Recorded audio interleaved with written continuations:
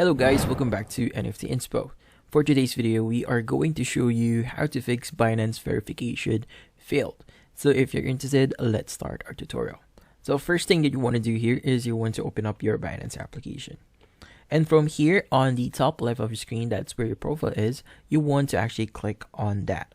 In your profile, you want to click on your name here, but if you want, if your account is actually anonymous, you're just gonna see the Binance user name there. Just click on it, and from here we'll have the verification. So if you are having issues on your verification, like verification failed, you'll see the verification status there as verification failed. So for us to actually solve this problem is we want to actually just try again to verify our identity. So there's a few pointers for you to actually need to follow to actually get your account verified. So here in the verification for Binance, you'll see that you are required to give your personal information, a government issued ID, and facial recognition. So important thing here is you are actually answering the required information on this verification process as truthfully as you can. So ensure that the details that you input there is actually the same as the ID that you are presenting. So to move forward, just click on continue new verification, and here it's going to ask you to input the type of card that you want to show. So you could show your UMID, Philippine National ID, SSS ID, or TIN.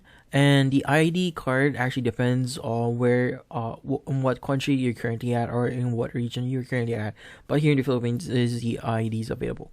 But here you also have the driver's license and passport, which are international IDs that you could use. So if you want to use driver's license, go ahead and click on continue. And from here, you will have the document verification.